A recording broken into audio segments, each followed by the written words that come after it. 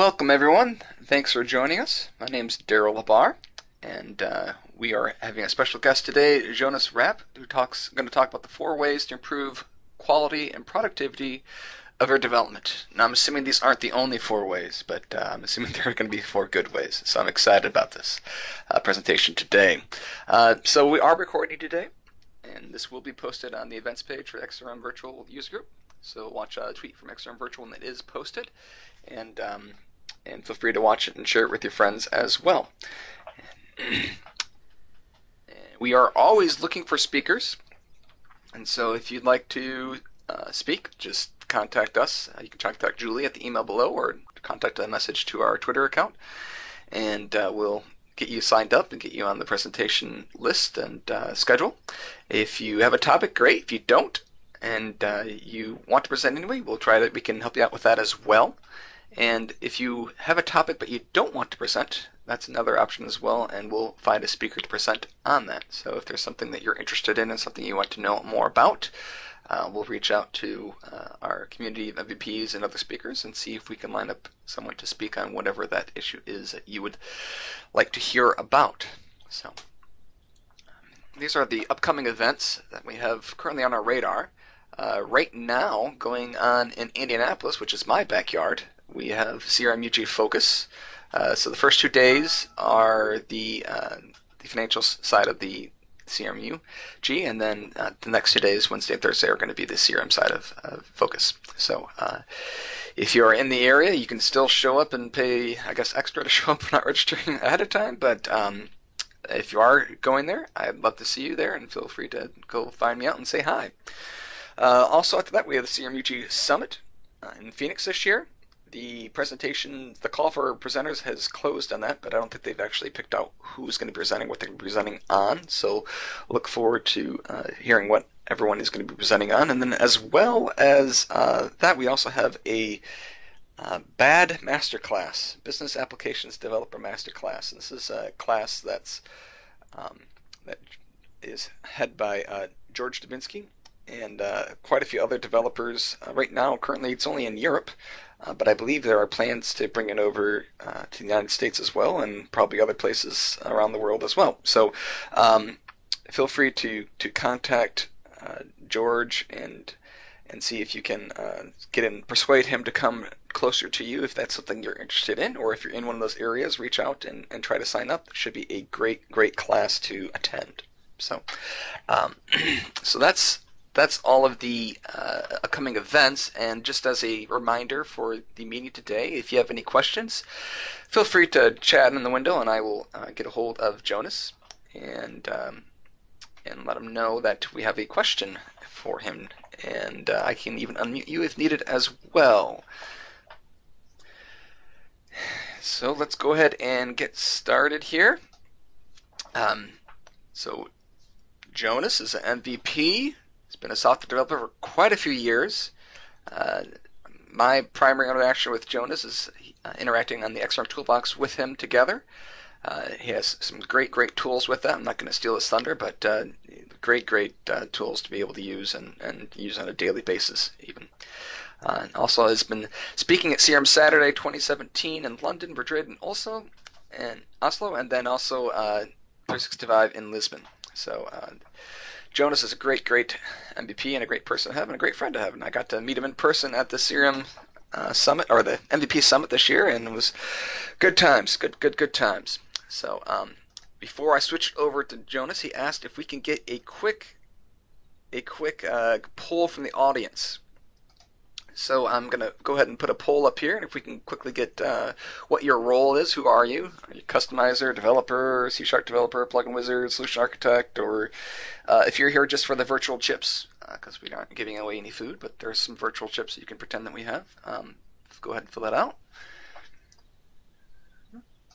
And okay.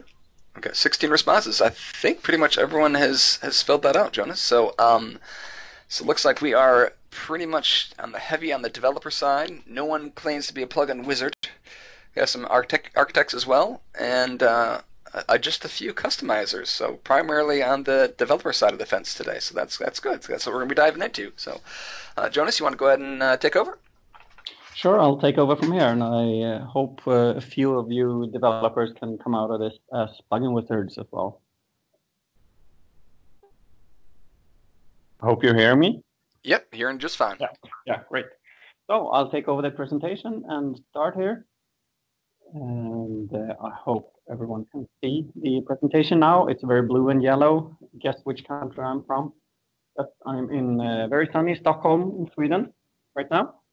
And so this, I know Daryl went through this. I just wanted to show you this to make sure you get my contact information. Jonas at Jonas. It's still loading just for me, so just give it a second just to make sure it's... Absolutely. And maybe I'm the only one because it looks like it partially loaded. So... Okay, and wait, okay. Now it finished loading, so I think you're good to go ahead. So now I think we're good. Yeah. Right. Anyway, email address and Twitter handle, Rappen.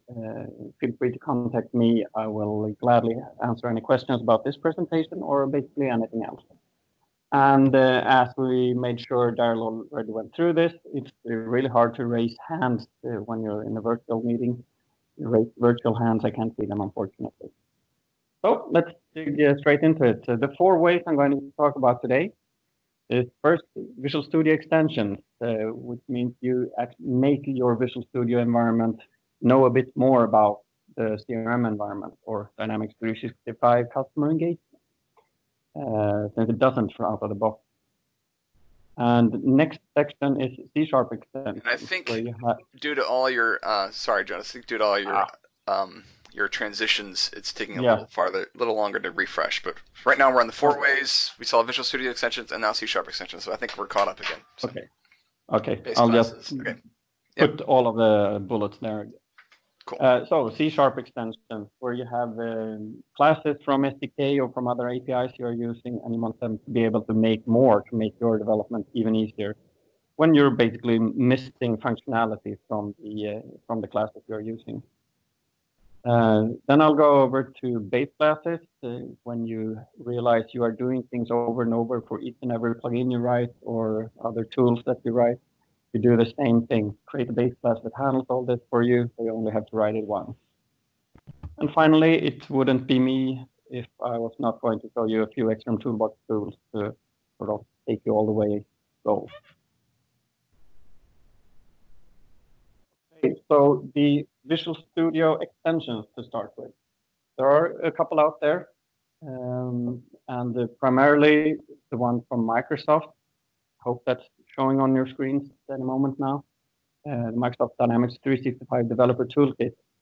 Really good. It's from Microsoft. We want to stay on the Microsoft tooling as far as possible. The downside to it still only supports Visual Studio 2015. So we're waiting eagerly for Microsoft to release an update for that. Next one is the XrmToolKit from Simpler Software. It's a very good toolkit that it's very well polished. It has all the functionality you might need, and you can do basically everything you can with the other extensions. But it costs quite much. We have had a look at it and actually realized, okay, it's not worth it from our perspective. Then we have the sort of rogue open source version of the Microsoft Developer Toolkit. There's the D365 Developer Extension by Jason Latimer, another MVP. So this is a community-driven effort to sort of replicate the functionality that we had in Microsoft Toolkit, since they are still a bit slow to update to the recent versions of Visual Studio. Jason started working on this.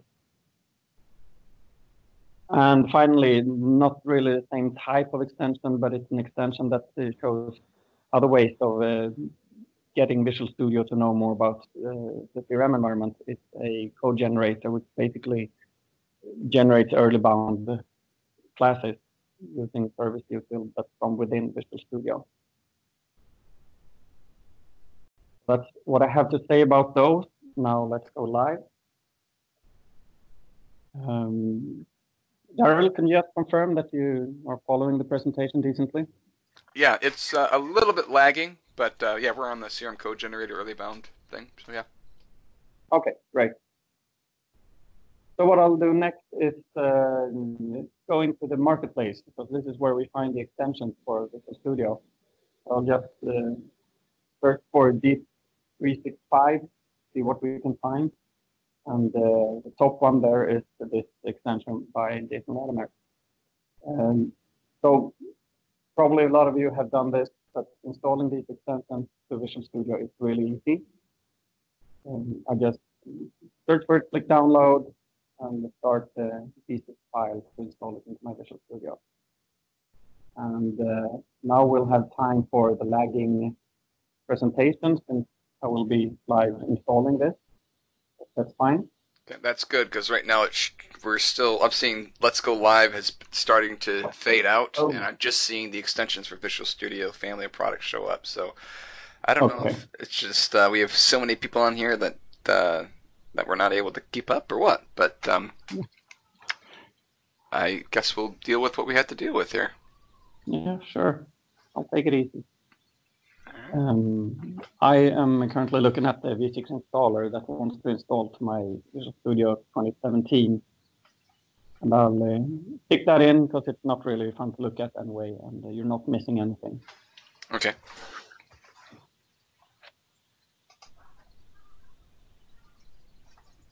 I noticed someone had written something. Are there any already questions, or is it just no, we're good. Just making sure everything's had some sound questions. Someone is having audio issues, so. All right. So we're good.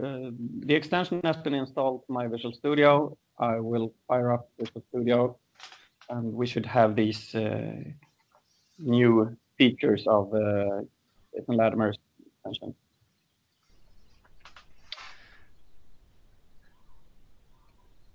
So Jonas, I notice you're a vertical scroll bar or vertical Windows bar user. Is that has that always been the case for you?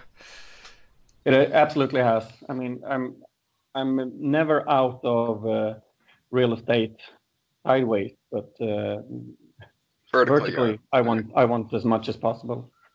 I put it there to make sure I can see as much code as possible. Usually.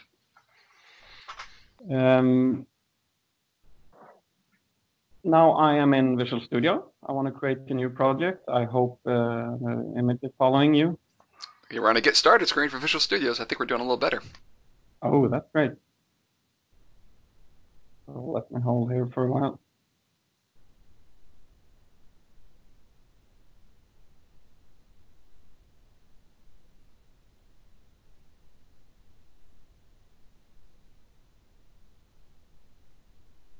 Okay. So I hope you can see, I have selected there's a new group in the tree of project type, that's D365 DevX. And I have 8 different project types I can now create. And I will select a XrmToolBox plugin project, which is sort of the classic type. So I say classic. No, it's just the plugins project.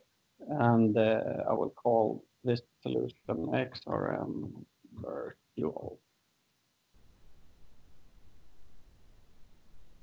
It will first ask me which version of the SDK I want to use. I will select 9023, which is the latest. Now it will make sure it adds all the Nugget packages needed and everything I need to be able to start working with my plugin project. Did you select the 4.5.2 framework as well, Jonas? No, I selected 4.6.2. And actually, I've seen there's a lot of problems when you select 4.6.2, but during my testing actually already today, it worked just fine. So I know there are some issues, but I'm not sure what you need to do to provoke those issues, because it works fine with 4.6.2 for me. Maybe you can fill me in there.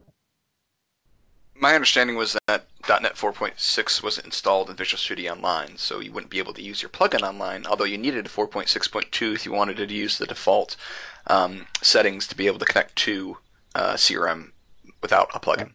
So you kind of Okay, had to so have both versions of the SDK, both versions of .NET, just depending if you're doing a plugin or you're doing client side. yeah. Okay. Anyway, I'll go on. I'll add an item to my plugins project. I will here select the D365 DevX again and just the classic plugin class.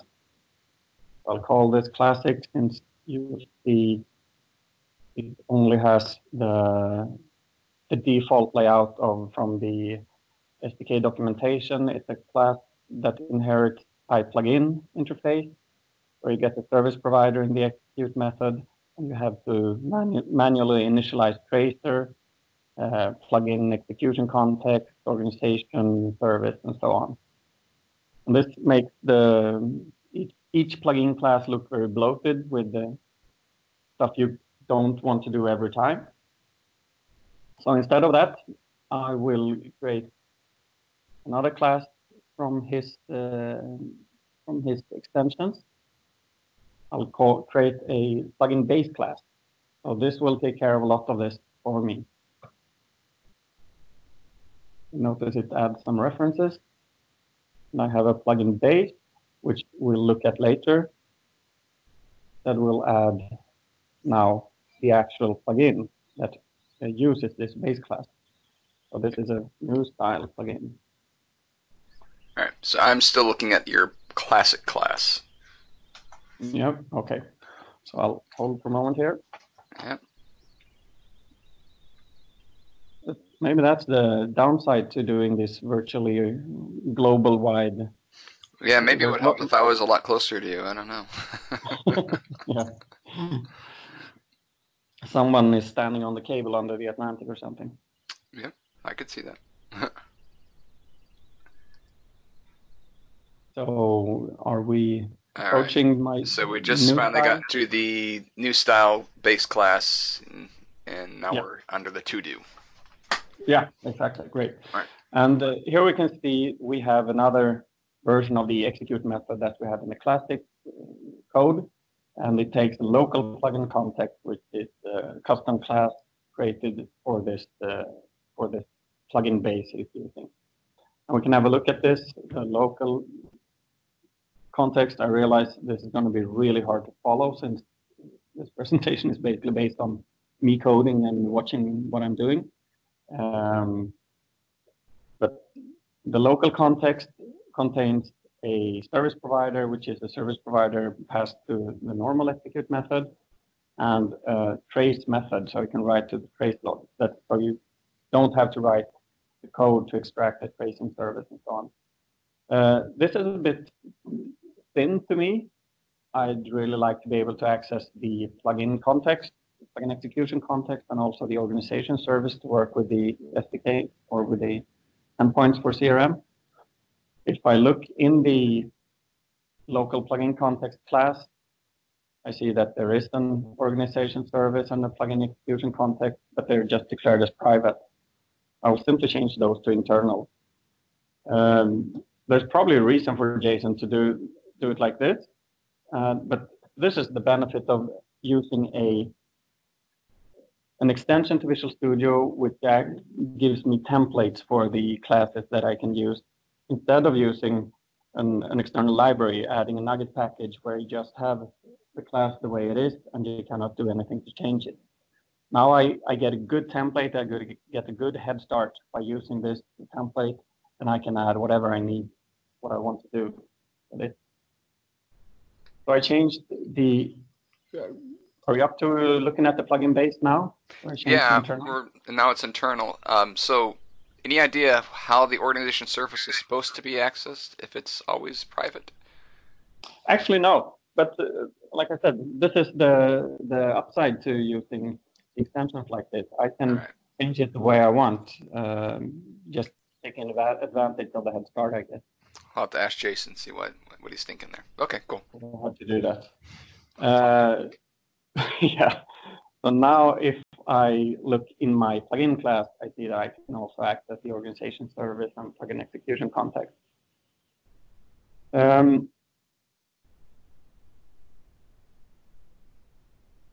of course, with this, I can create the code I need. I'll just have a brief look as well at another project type that has been that's provided by the extension. As you can see, there are 8 types. I have now shown you the classic plugin project, the plugin base class, the plugin that's using the base class, and then there's also a TypeScript project, web resource project, workflow, and test project, and also one for the solution packager. So you can basically create any code you want, and you get the template like the ones I've shown you here.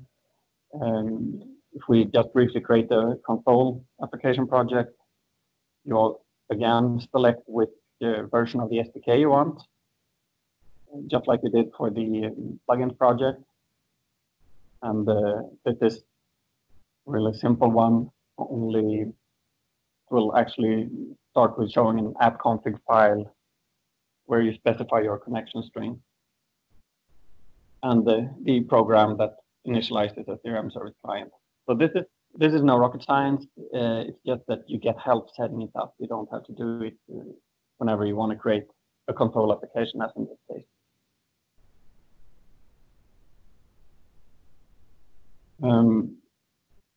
We can also see that under options in Visual Studio, there is a special section for this extension where you can specify paths to external tools like CRM service util, plugin registration, and solution packager. He actually added some IntelliSense so you can get help.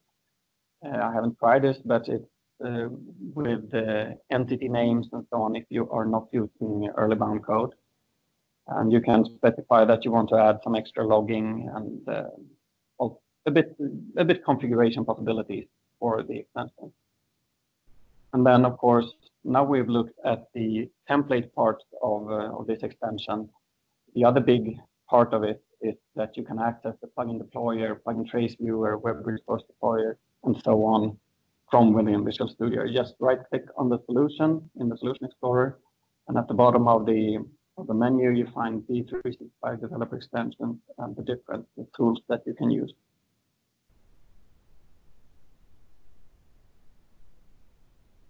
Okay, I will switch back to the presentation, and you can let me know when you are seeing it.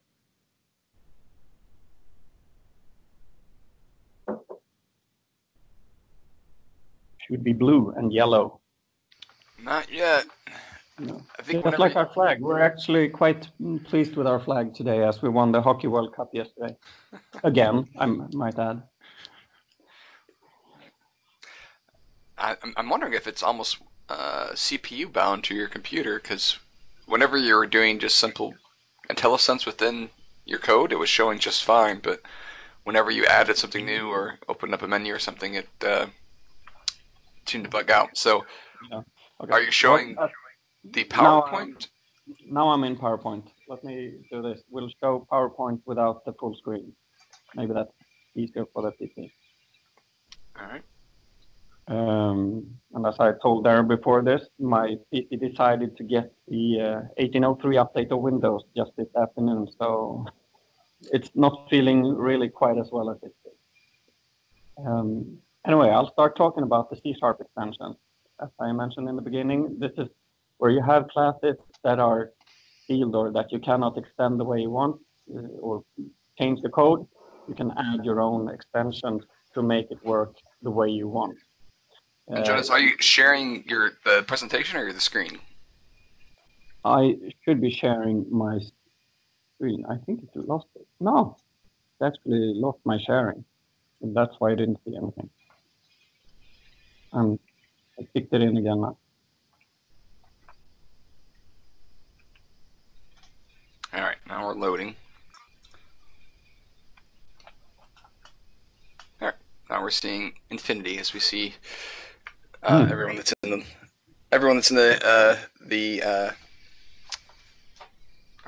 it's like a wormhole through space-time. Yep. Okay, C# extension. Yeah, I was going to say also that if you need more information on technically how to create C# extensions, I believe Daryl has a session on this. Is it on XrmVirtual as well? I don't think. I think the XrmVirtual video has expired for that. Oh, well, it's somewhere there. You can contact me. I'll talk to you. It's okay. So about the C# extensions, there are a few out there, but as I'll show you, the easiest way is to create them yourself. Daryl has created some that's included with his testing framework on Nugget. It's available in a few of these Visual Studio extensions, but actually it's really easy to create what you need. So this is where we'll go into writing some code, and I hope you'll be able to follow me. First thing we'll do is create a very simple method that you can use on an entity called getParent and specify which lookup is identifying the parent I want to get, and it will return the entity that's the parent. In this case, on the screen, I have a contact record I'll call getParent for the parent customer ID, and it will return the account. It's common task to do in your code, but in this way you can do it with a one-liner.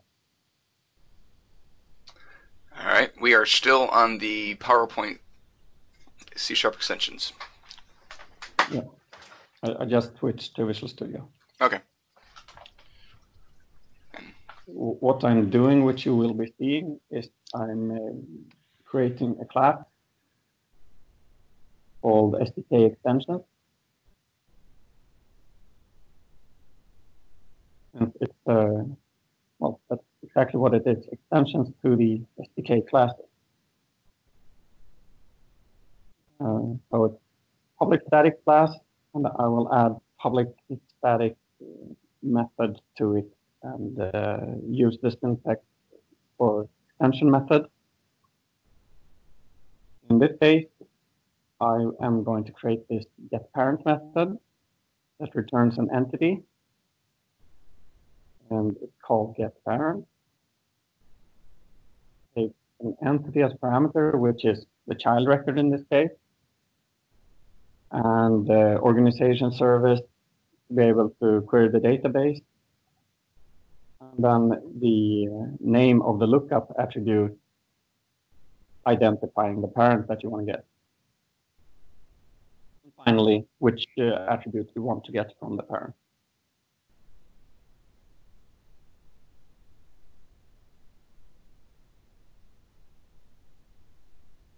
Are we in Visual Studio yet, Darren?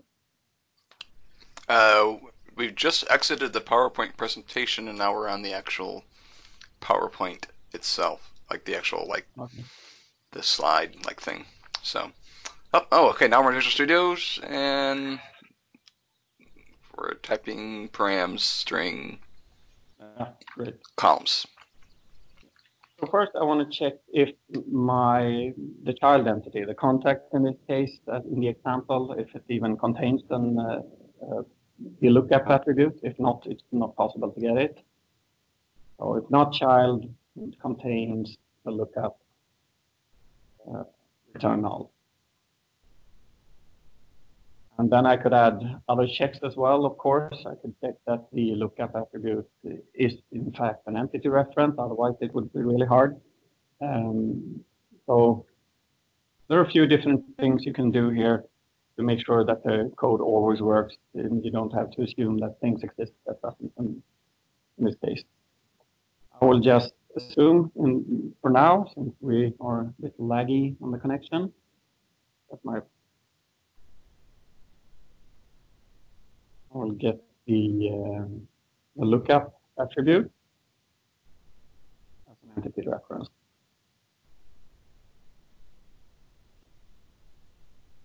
And from that reference, I can easily call the retrieve method, retrieving this parent record and returning to the caller.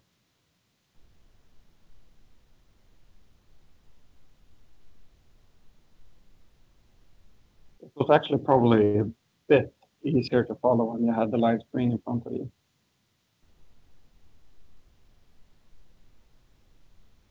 Now I can. It doesn't matter if I'm typing some errors. I'll have time to change it before you see it.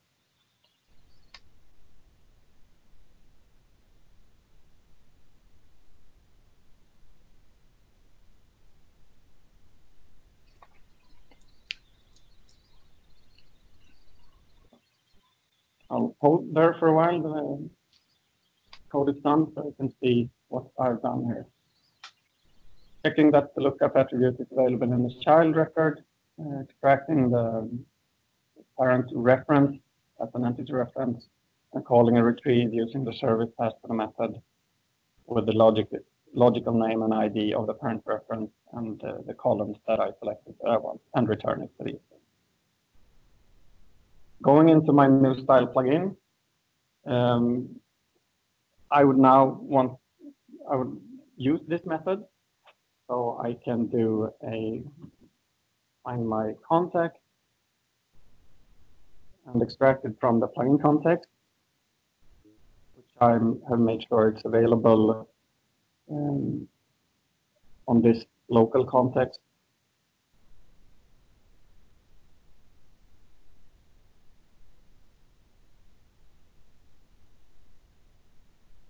And then I can, from this, call the get parent.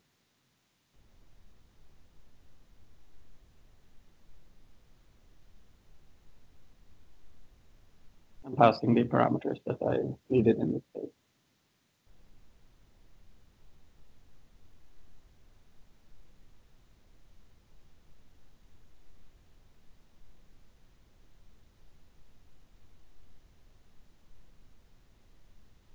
Okay.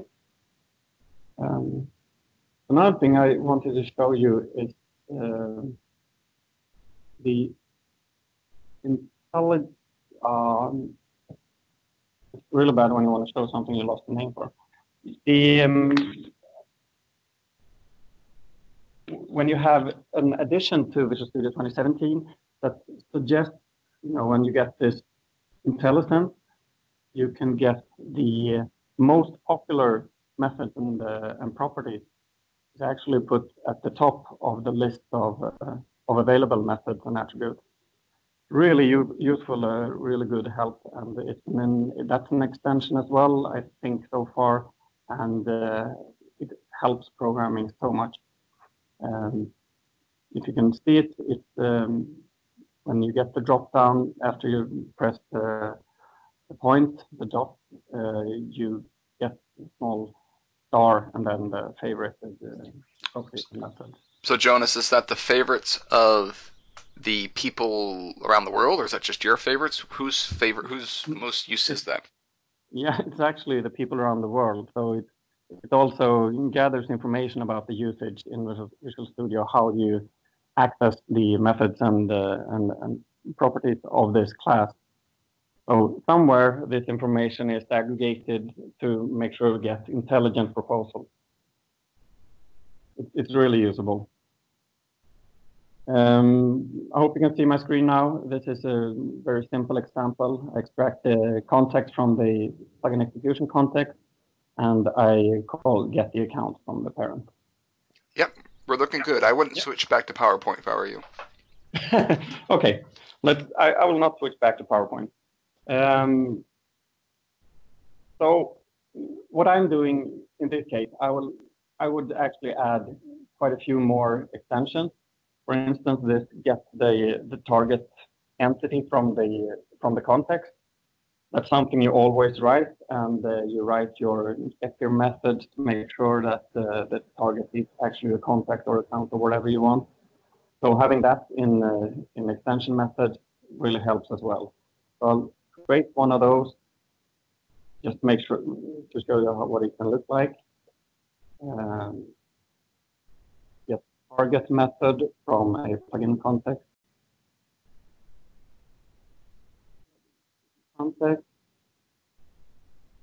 Which will return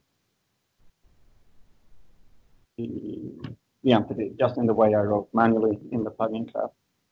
Looks like we lost your sharing again, Jonas. Yes, it looks that way. I wonder what's happening, but I will start sharing again. An error occurred during screen share then. Thank you very much.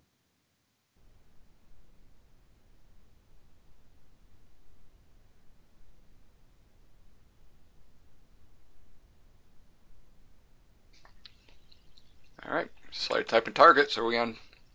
Great. Cool.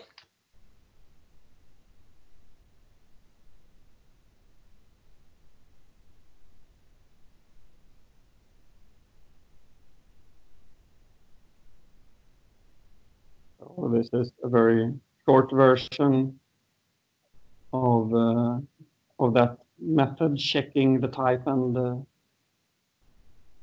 that there actually is a context. And so I check if the input parameters contains target, and if this target is an entity, and then return that one, otherwise null. And a very simple addition, just to show you that you can have overloaded extension methods as well, is to call this and say that you want a specific entity type. So if the plugin has been triggered from another entity, it will not fire. And one word of warning on the get target is that will fail for delete plugins, since it's an entity reference rather than an entity in that case. No, it will not fail. It will return null because I'm checking that it is an entity. Yeah, It may not do what you expect it to do. Just word of warning to the crowd. Yes. So in my overloaded method, I will first call the original get target, and then just make sure that also that it's of the right particle name.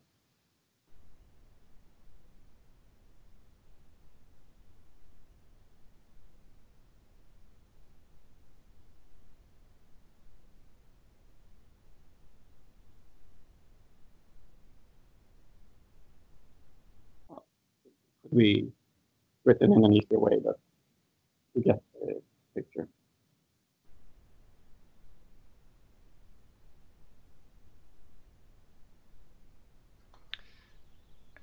And because I know you're such a fan of early bound types, you can make that a generic method and have it cast it to the correct generic type of T that you're wanting to get. Oh yes, you can. But early bound would take really long over this slow connection, so we're sticking to late bound at this point. Well, that's another discussion. What I typically do as well, I have the get parent method here. I would add get children method, so that if I have an account, get the children or get the opportunities for this account, and make it really easy to use with one-liners instead of writing the filters and the query expression every time. I'll go into that as well, since that would give me the opportunity of showing some query expression factory methods. So I will create a static list of entity get children.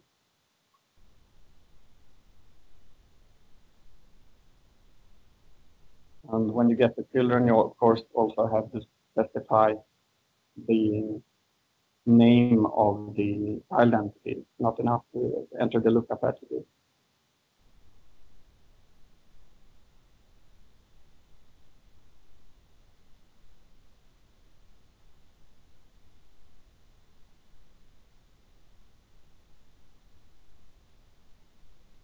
Okay. I have the get children, and to be able to do that, I have to create my query expression to find those children.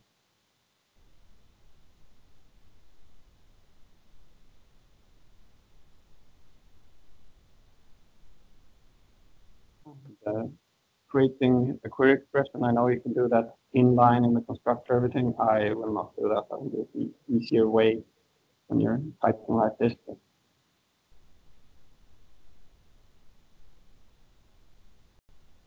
What I want to do is add criteria to only return active child records.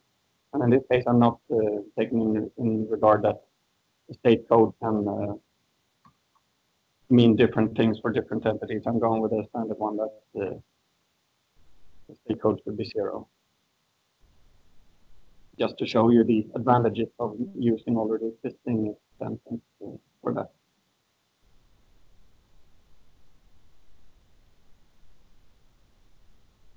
Are you lagging behind a lot? We're pretty much on type here. We just saw you type in your first criteria line in your first condition. So yeah. So the second Right. Yeah, the second condition will of course be that the lookup attribute that I specified should be equal to the parent ID. And now I could return the result of this. Service retrieve multiple of the query, and you track the entity. Now I got a get children, get parent method, and a bit of extensions for the context as well. So in the new style, I could get the cases associated with the account by calling account, get children, and I would pass the service,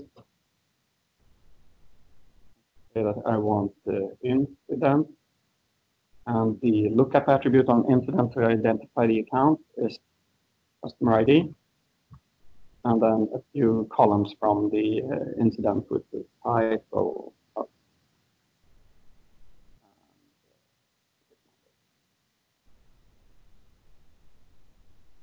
Now I can use the organization service to retrieve those. No, I don't have to. I already did it. I have a list of the cases associated with the account.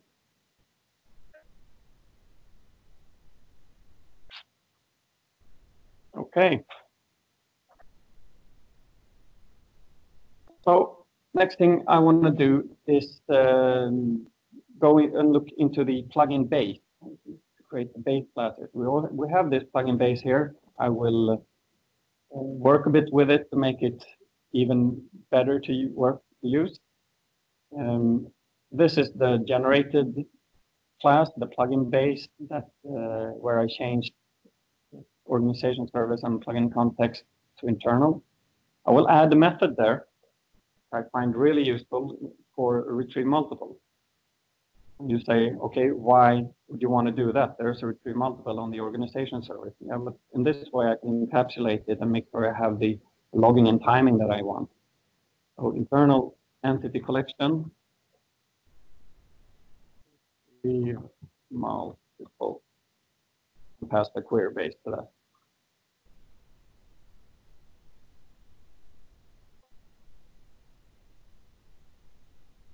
This is the exact same signature as on the organization service. I just want to use it on my context where I have access to other information. So the result is quite easy to get. It's just I use the organization service and call the corresponding retrieve multiple on that one with the query. And I return the result. Now I've added pretty much zero value to this. But what I can do is I will call the trace method and say enter in and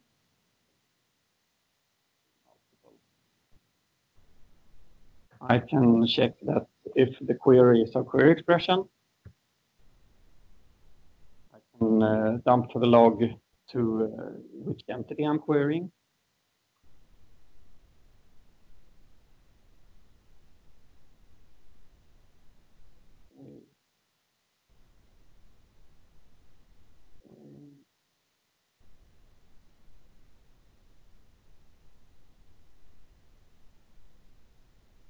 Or if it's a fetch expression, I can dump the whole fetch to the log. What I'll also do is I can add tracing here to say how many results I got back. Retrieved. And then I'll have the count result of entities. Count. And finally, I will add some timing to this. So I'll add a stopwatch.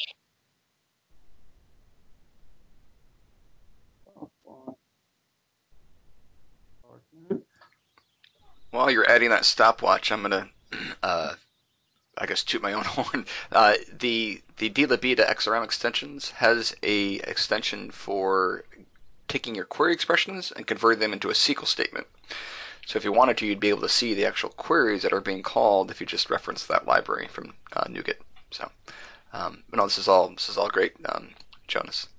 Yeah, wonderful. And that's a really good extension as well. In this case, now I'm done with my method. From the simple retrieve multiple where you have no creating no knowledge of what happened. Now you can, if you use it on this local context, I get logging from it. I get timing to see how long did that retrieve multiple query take. It will write it to the log, and well, it makes it a lot easier that way. We can see here in my plugin, I can create my new query just to get opportunities.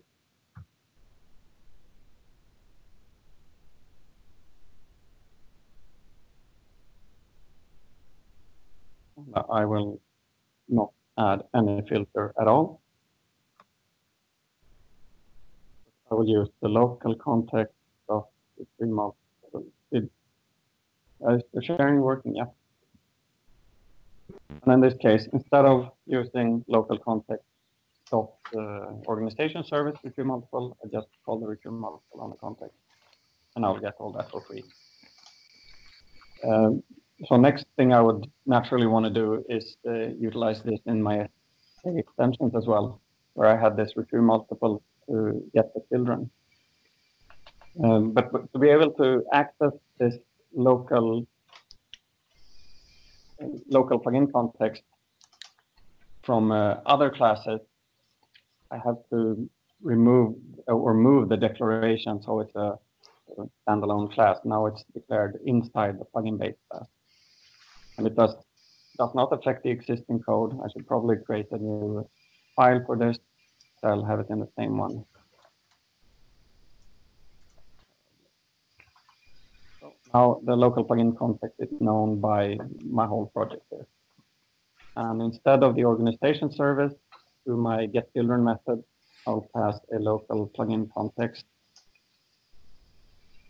and use that instead. So the only thing I changed is instead of service retrieve multiple, context retrieve multiple. Now the getChildren method will also, or extension method will also have these timing and logging features. There's actually a lot more I wanted to show you around this, but due to our lagging problems, I won't dig into deeper to it. But there's lots of examples on what you can do with it. I also have just a small library called Jonas plugin base on GitHub, where I have encapsulated this in so you get a lot of it for free. Feel free to have a look at that if you want. I'll show you the link to it later. And since I was aiming for an hour, I will skip into some XrmToolBox samples of what we can do with this as well. Good for you? Yep, that's good with me. Yeah. I'm trying to paste something in the chat window and it's not wanting to paste. So. And Philip asks if that's just the Rapin Jonas plugin base. So that's a GitHub library that you're talking about. Yes, exactly. That's the one. Awesome. It's available on GitHub and it's also a Nugget package, so you can include it that way. Okay, I'll give it a few minutes to show that. And it has a really informal name, so maybe you're not supposed to use this in production project, but it's a good example of how you can use it. I found it Rapin XRM Jonas plugin base. Add a few more dependencies. Let's finish. So now if I create a new plugin class, I'll just call it Jonas plugin. Now, as you see, it's not a template like with the Jason Latimer's tools that I use from the template. In this case, I just make sure I inherit the right stuff. So Jonas plugin base, and it's actually for some reason you have to specify it in double because of namespace thing. And if I implement this abstract class, I get another execute method that instead of the service provider or as in Jason Latimer's case, the local plugin context, I get a Jonas plugin bag. And this is a bag containing all the things you can need on the journey to a perfect plugin. If we look at this plugin bag, I see what's exposed here. You have the target entity. There's also the pre-image. So if a pre-image is specified, or you can specify several pre-images, it will return the first one. Similarly, post image.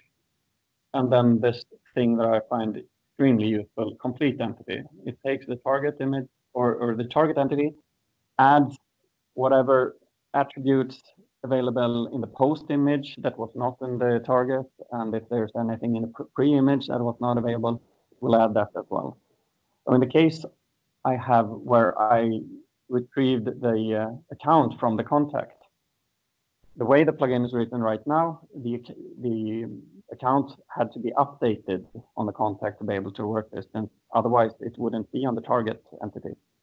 If you add a pre-image or post image with this attribute, you can just, with the Jonas plugin bag, use the complete entity property, and you know that everything available from the plugin registration, the target, and the images will be available in that entity. And then there's also a tracing service, you can call that, as well as some trace methods. I like this trace block start, trace block end, that will indent the logging in the plugin trace log, and it will automatically keep track of the indentation and so on. Also a Jonas service proxy that implements the organization service, so it has the exact same methods. Just like the method I created, the retrieve multiple, it will add the logging and timing to everything that's done. So if you use that service instead, you will get it for free for everything you can do with CRM. So does it expose any other methods, or is it just a straight organization service implementation? In this case, it's the straight organization service. It doesn't add anything. So it's basically you use in your plugin, you use the bag.service and update or whatever. So it's the exact same thing. It's just not. How do you control impersonation? Whether you want to run as the user of the plugin or the actual trigger of the plugin? I don't. This is a simple example. That could of course be added, and then you can have different services in the bag. I guess that's similarly to what you have done in your extensions, right? Yep. Just curious if you had a better way to solve the problem. Yeah. No, sorry. Okay. Back to XrmToolBox. Early bound generator. Use it if you're using early bound. Always. You don't want to be doing the command line stuff. But since we are on a slow connection here, we are doing late bound. I'll show you the late bound constant generator that I used to generate. You're killing me, Spalls. You're killing me. Yeah. So this is used to create constant files.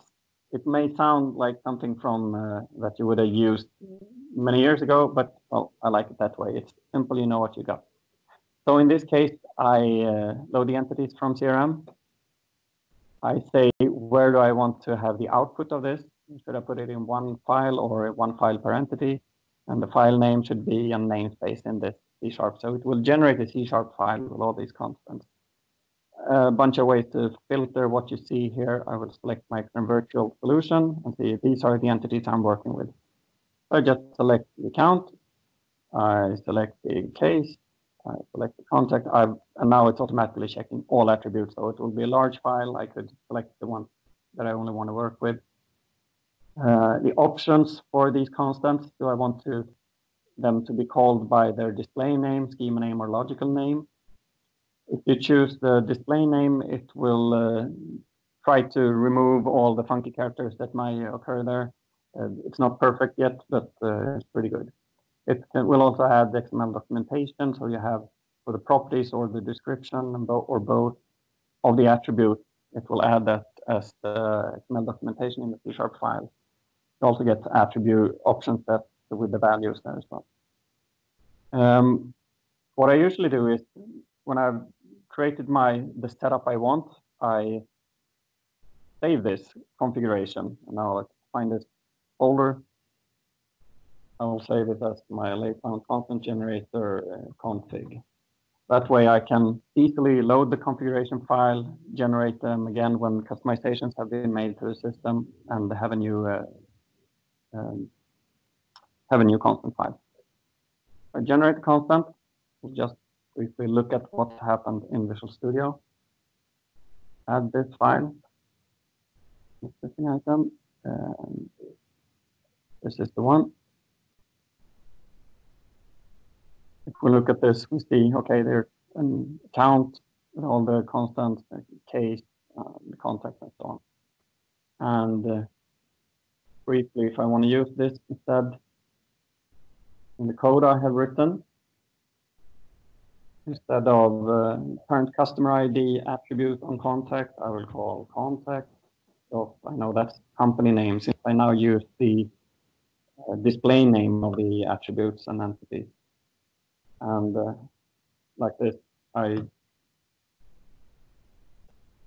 can add constants instead, and then I know there will be no typo. Okay.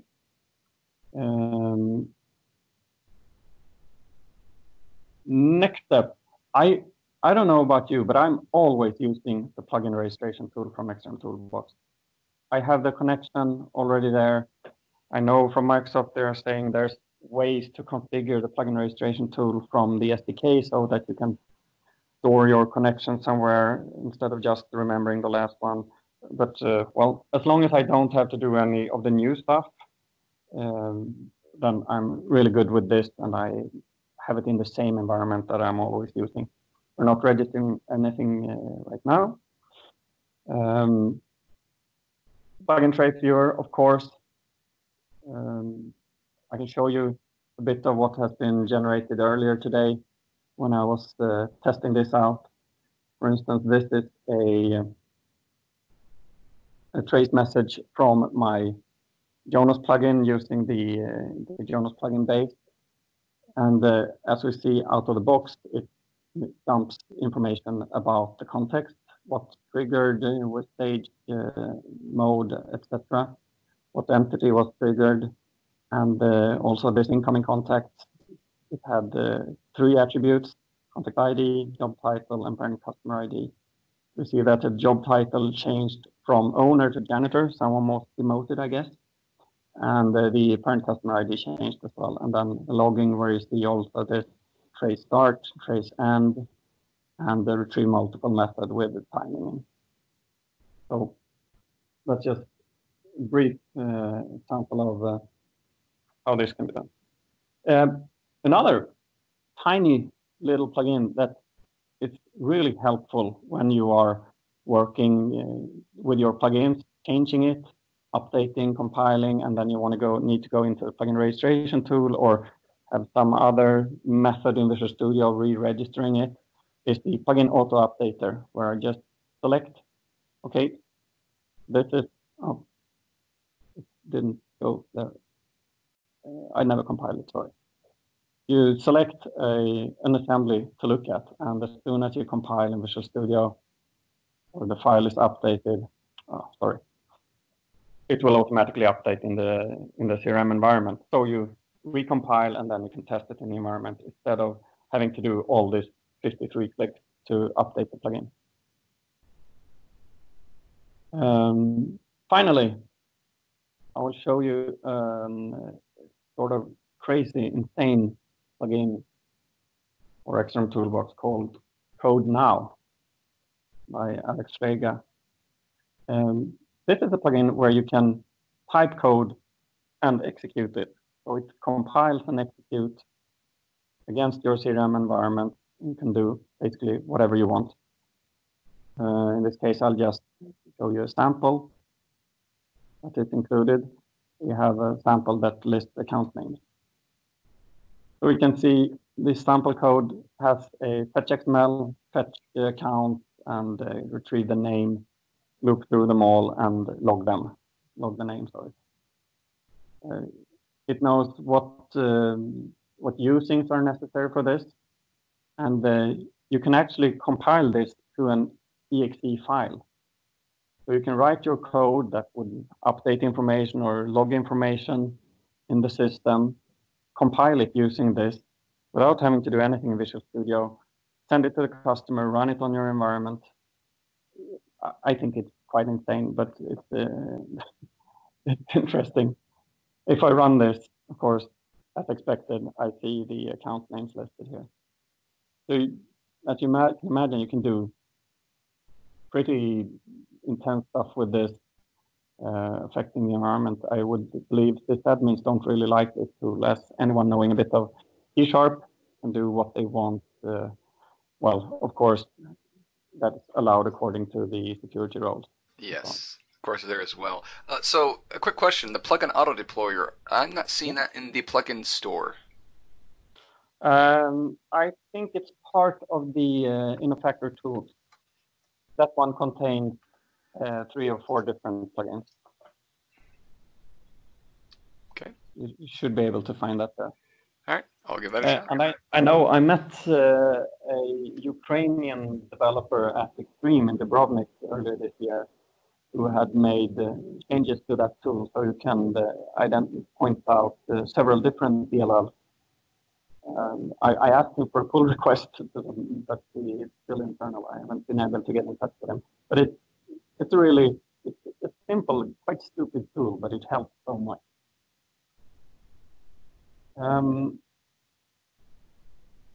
So, as I could not return to PowerPoint to your screens, I'd say with that, I have done my 4 tips.